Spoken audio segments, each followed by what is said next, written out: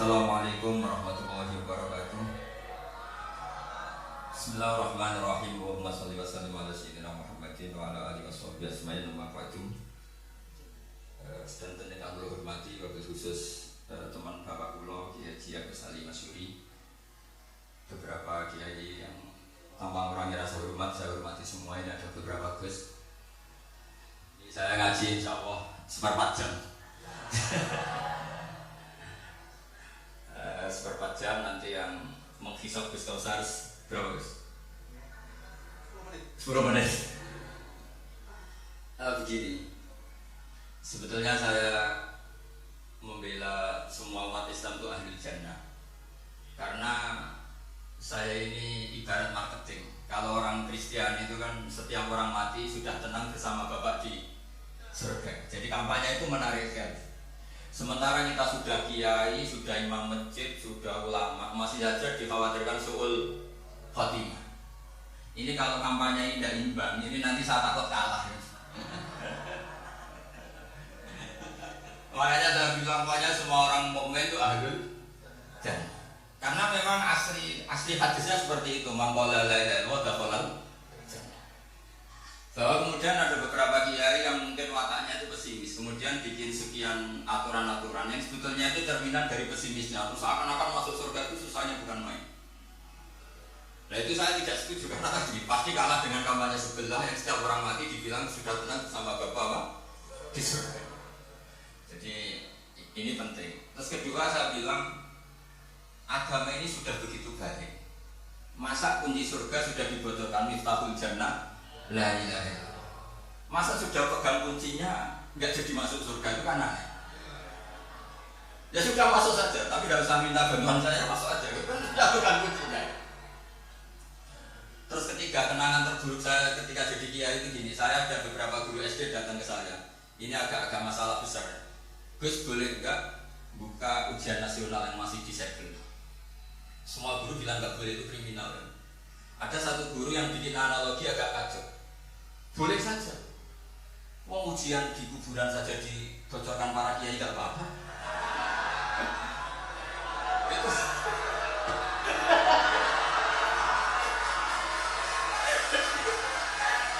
Tapi ini kriminal.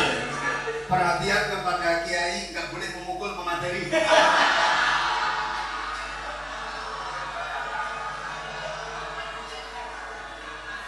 Jadi tentu itu analogi yang salah kan.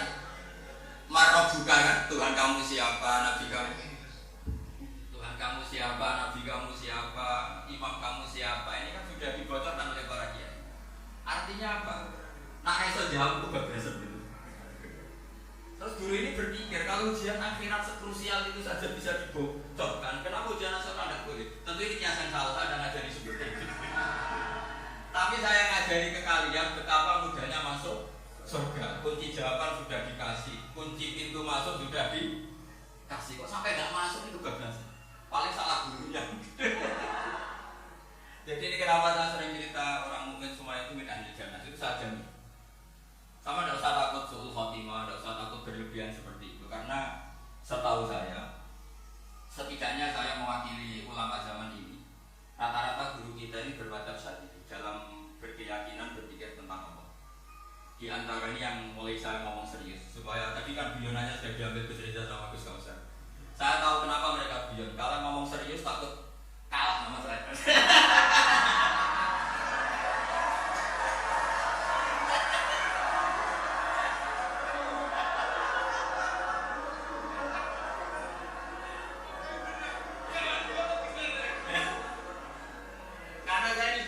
Pemikir serius, jadi artinya itu satu kepintaran mengalihkan satu kecerdasan. Tidak hanya nyampe itu betul cerdas. Jadi itu bukti beliau-beliau ini cerdas. Saya berpikir begini, ini madzhab Syadzili. Kita semua tentu Syadzili karena kita semua ngaji kitab hikam. Kita tahu kitab hikam itu muridnya Abdul Abbas Al-Mursi. Abdul Abbas Al-Mursi muridnya Syekh Abdul Hasan apa? Asy-Syadzili. Saya masih ingat betul makalah itu dan saya ulang-ulang setiap saya ngajar di sarang saya ajarkan. Kila kata Abdul Hasan Asy-Syadzili, saya pernah dapat hadis, dapat semacam ilham. Apa makna min syarril waswasil khannas? Itu kata beliau dijawab oleh Hatif itu. Hatif itu nggak perlu diterjemah tadi ada karena tadi diajarin itu. Apa yang dihidupkan itu nggak perlu dijelaskan. kata Hatif tadi, waswasun yadkhulu bainaka wa baina habibika yumsika al-tafahu al-hasanah wa yudzakiruka af'alaka as-sayyi'ah wa yukassiru indaka data shimal wa yuqallilu indaka data yamin liya'jila bika an husnil dhanni billah ila su'il dhanni billah. Jadi yang dikatakan waswas adalah kamu digiring untuk hanya ingat sisi-sisi kamu yang negatif, dilupakan bahwa Anda punya sisi-sisi yang positif. Misalnya seperti ini, mungkin secara fikih tadi banser-banser tegas, wah ini masalah lelaki perempuan dipisahkan gini-gini. Tapi kenapa Gus Ali bilang ya sudah gini gak apa-apa.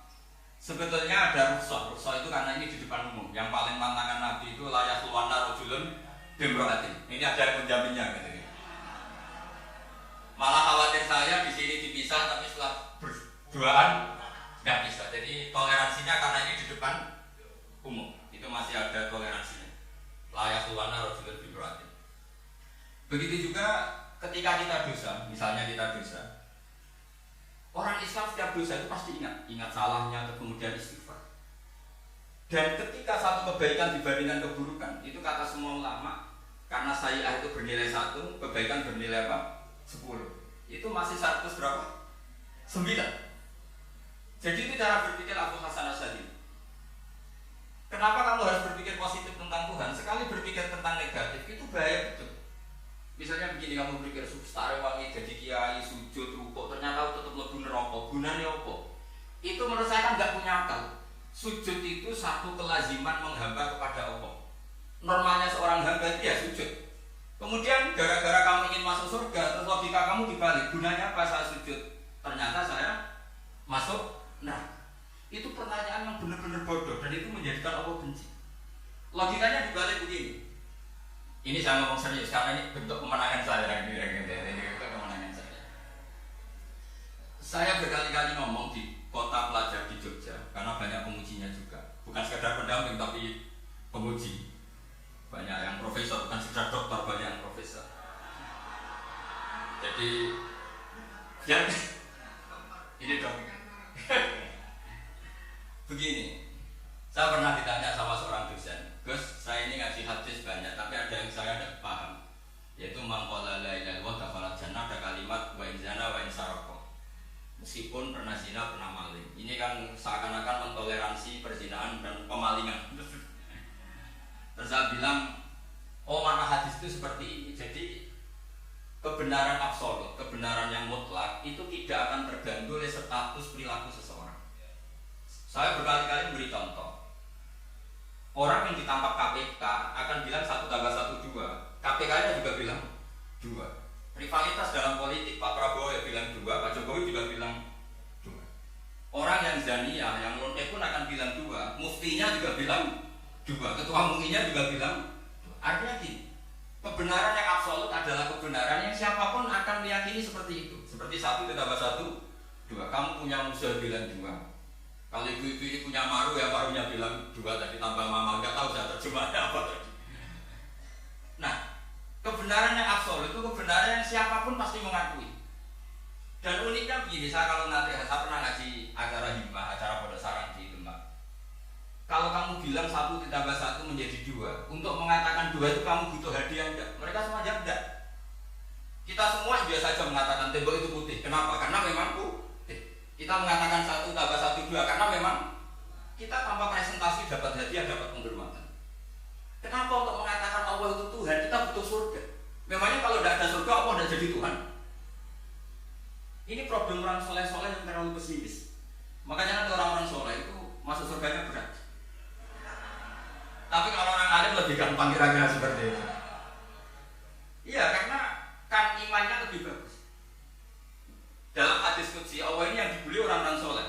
Laulam akhluk jannatan wala naron alam akun ahlan an uto'ah. Dalam hadis qudsi, kalau saja saya tidak menciptakan surga dan neraka, apa saya ada jadi Tuhan yang perlu ditaati? Apa kalau kamu tidak saya kasih uang 1 juta terus bilang 1 tambah 1 11? Enggak kan, tetap bilang berapa? 2. Kalau kebenaran absolut yang 1 tambah 1 kamu bilang 2 meskipun tanpa mendapat hadiah. Kenapa untuk bilang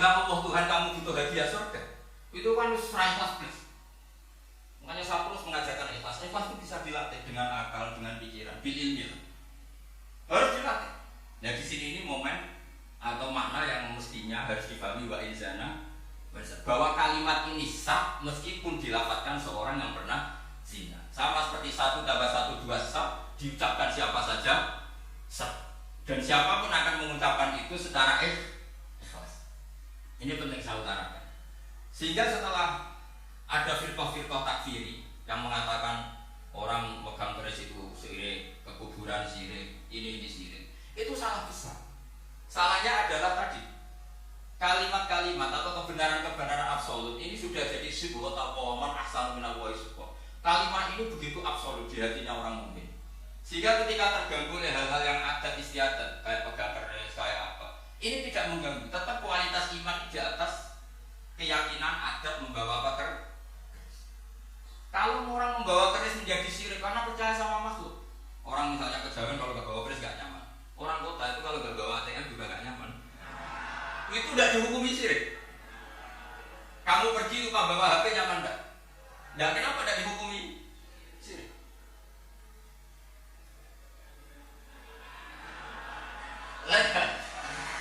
Jadi ini logika-logika. Jadi makanya ini Gus Reza boleh kritik saya itu berkali-kali bilang saya termasuk ulama yang mau bikin gerakan cangkem elek. Karena nanti kalau saya nisbatkan ke Rasulullah itu tidak pantas karena Nabi ahsanun nasi khalqan wa khuluqan. Tapi saya siap jadi gambarnya Rasulullah Shallallahu Alaihi Wasallam. Pernah ada diskusi di Jakarta, ini kisah nyata. Apa dalilnya setelah sholat salaman? Mana hadisnya? Itu dijawab hadisnya tentu kita kesulitan. Kalaupun ada hadisnya atau semua yang masalah mustafa. Akhirnya mau tidak mau dijawab pakai cangkem elek. Boleh nggak kamu setelah salam nyalain HP yang off? Boleh. Boleh nggak ke kamar mandi? Boleh. Oh berarti kencing boleh, nyalain HP boleh, yang nggak boleh itu ingat Allah. Karena mereka mau kritik wiridan, kritik salah. Akhirnya mikir, ada nggak hadisnya orang setelah sholat nyalain HP? Nggak ada kan? Tapi mereka nyalain HP nggak hambatan, tapi untuk salaman masalah. Ke kamar mandi boleh, tapi untuk wiridan enggak. Akhirnya mereka sadar ya. Lama-lama dibisi gini yang kelompok itu. Kamu itu korban aliran supaya kamu nggak ingat Allah, ingatnya HP-nya. Sehingga orang wiridan kamu kritik, orang nyalain HP dan kamu kritik. Itu kelompok itu adalah kelompok orang-orang yang sekarang Islam itu lupa Tuhannya. Itu gerakannya kemelek, tapi jadikan orang sadar. Jadi ini penting. Jadi kalau kamu tidak bisa bela agama dengan jalan yang lurus karena ada bakat gitu. Kalau nggak pakai cangkem elek tadi, karena nggak mungkin gerakan ini dinisbatkan kepada Rasulullah Shallallahu Alaihi Wasallam. Kalau soal sanad saya punya sekian sanad tentang itu, tapi tidak usah kamu ikuti. Ada orang tanya, ya Pak Kiai kalau setan dibakar di neraka panasan enggak? Ya panasan. Lo kan setan dari api, ngapain harus panasan? Kan materinya sama. Kata Kiai tadi nggak kesulitan, dia ngambil pasir disawur di wajahnya. Wah sakit Kiai, kamu kan dari tanah, kena tanah kok. Jadi itu ada sekian, artinya gini ya, kalau kesulitan jawab pakai baik-baik ya dia sudah pakai cangkem elek itu aja. Tapi tentu kan gerakan ini tidak mungkin dinisbatkan kepada para nabi. Tapi saya pastikan meskipun nggak bisa dinisbatkan kepada para nabi dari segi cangkem elek tadi, tapi secara semangat itu sama. Saya punya sekian contoh. Benar Gus Rizal tadi gejut saya sengawur-ngawurnya masih punya sana. Itu pas saya ngawur pun masih punya apa? Nabi Ibrahim itu ketika faja'alahum juzatan illa kabira lahum itu si berhala paling besar dikasih kapak. Ketika mereka geger, ini siapa yang memecahkan berhala-berhala kecil? Kata mereka, sami'na fatan yadhkuruhum yuqalu lahu Ibrahim. Ya kira-kira Ibrahim lagi. Terus Ibrahim didatangkan, siapa yang melakukan ini semua? Ini jawaban Nabi Ibrahim, bal fa'alahu kabiruhum hadza. Ya tanya yang bawa pedang, saya kan enggak bawa. Terus kata orang-orang, kotak kamu itu di mana? Masa berhala disuruh nanya kan nggak bisa ngomong. Ibrahim kebalikan, ufil lakum wa lima ta'buduna min dunillah. Lalu otak kamu di mana? Sudah tahu nggak bisa ngomong kok disembah. Itu ada kata ufil. Ufil itu kalau diterjemah kira-kira ya agak-agak jancuk gitu. Ya kira-kira. Jadi sekarang dari jancuk apa?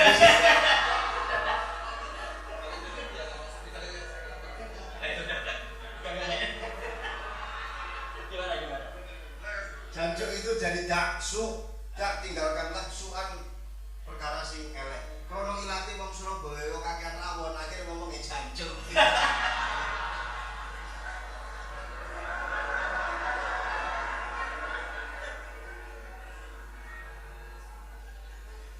Jadi mulai dulu melawan kebatilan itu harus pakai logika yang vulgar.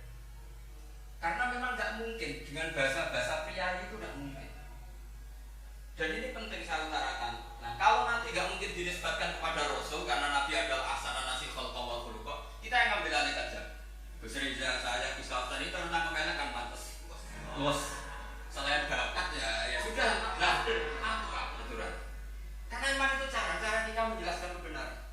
Saya ulang lagi, itu cara kita menjelaskan apa? Kebenaran. Mau nggak?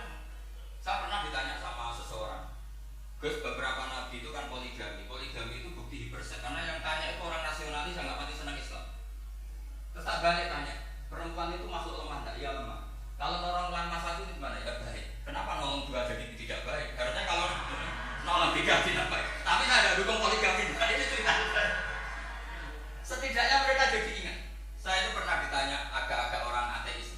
Dia benci Islam dan meneliti Islam. Pertanyaan kedua, kenapa dalam perang itu seakan-akan Nabi itu perampok, hartanya orang kafir disita kemudian menjadi ghanimah? Itu kan kayak merampok.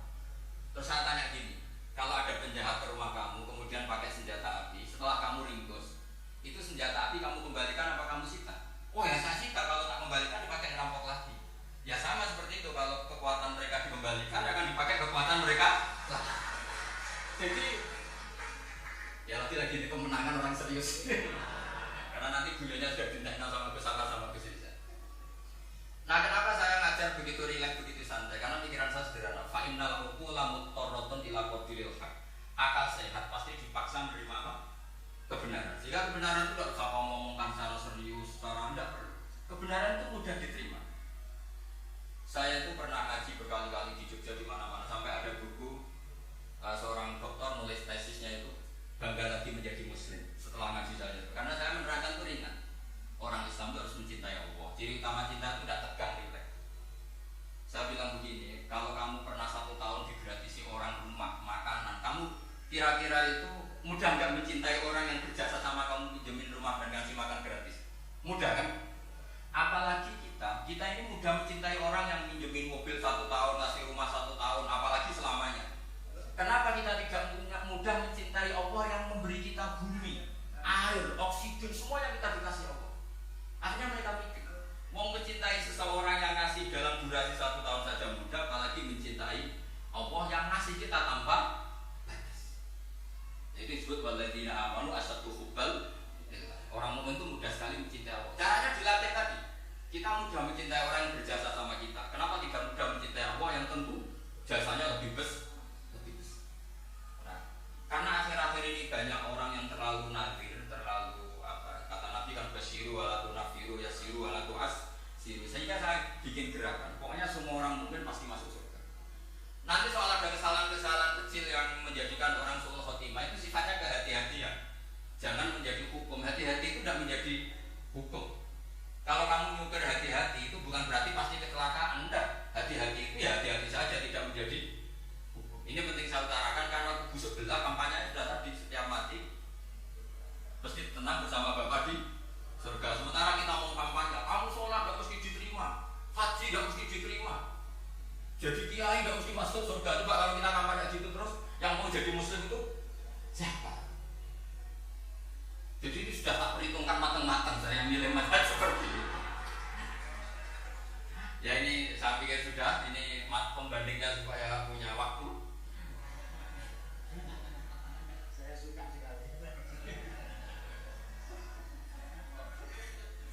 Nah ini yang sesi terakhir ya, sesi terakhir. Saya akan cerita perkiraan. Yang saya fokus ada iklan sebentar dari ibu-ibu. Pentolan mic kurang dekat ke mulutnya Gus Bah.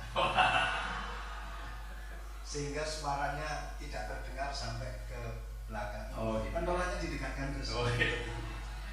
Ini kalau ngomong konotasinya mesti nyerempet. Sudah apa ya? Sudah ahlinya di situ. Ya makanya begitu.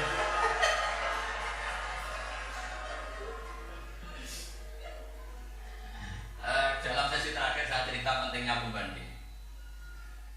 Imam Rafi'i itu yang ngarang kitab Muharrar. Kitab Muharrar ini adalah ringkasan dari kitab Al-Wasit. Al-Wasit itu karangan Imam Ghazali. Al-Wasit sendiri ini khas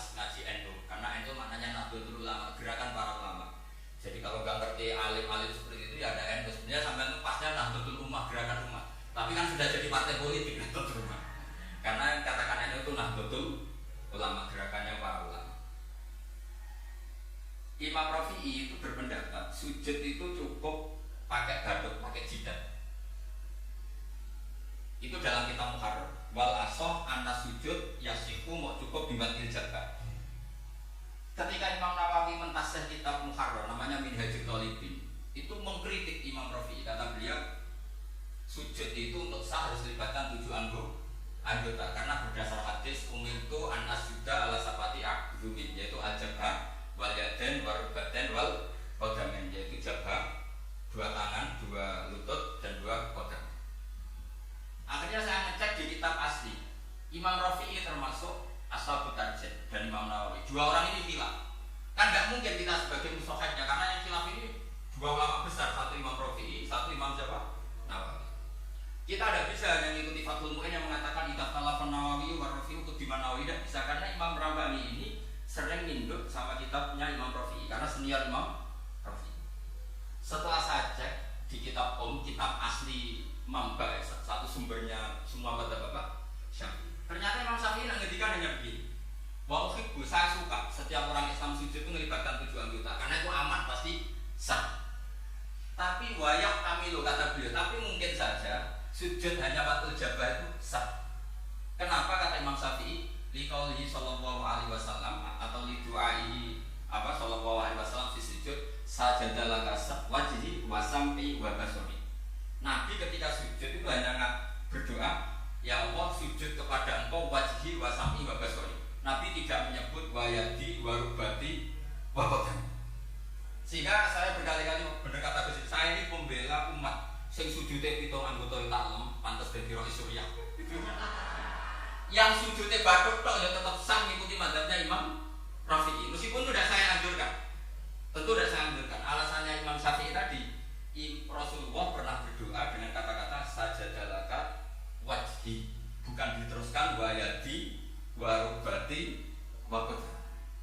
Sehingga fal khilaf huna batin ala khidati kalau dalam bahasa fikih. Khilaf biar tetap sesuai aturan khilaf masing-masing. Enggak perlu kamu menggugurkan pendapat Rafi'i yang mengesahkan sujud hanya pakai jabah.